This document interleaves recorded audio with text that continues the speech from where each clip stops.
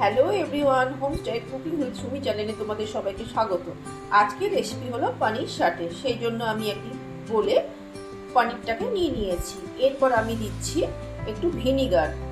যেহেতু পনিরের কোনো একটু নিজস্ব স্বাদ নেই, ওই জন্য আমি ওর সঙ্গে একটু ভিনিগার যোগ করেছি। তারপর দিচ্ছি আমি নুন,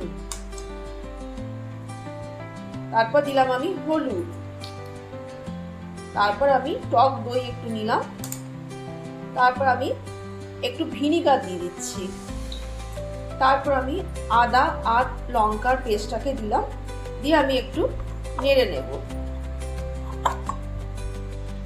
পনিরটাকে আমি এরকম 5 মিনিট ম্যারিনেট করে রেখেছিলাম। ওর মধ্যে আমি দিয়েছিলাম একটু সস।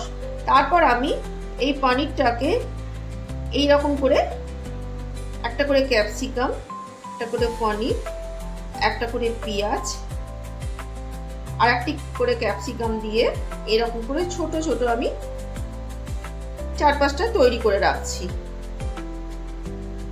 এই রকম করে আমি বানিয়ে রেখে দিলাম। এটা আমি 5 মিনিট ধরে রেখে তারপর আমি একটা ব্যাটার বানিয়ে ওটাকে ভাজবো। এরপর আমি ময়দা, কর্নফ্লাওয়ার, বেসন, খাবার সোডা আর হলুদ দিয়ে একটা ব্যাটার। এরপর এই ব্যাটারে আমি এই স্টিকগুলোকে নিয়ে একটা একটা করে তেলে ছাড়বো। তেল গরম হয়ে গেছে। এরপর আমি একটা একটা করে এরকম ভাবে সবগুলোকে ছেড়ে নেব।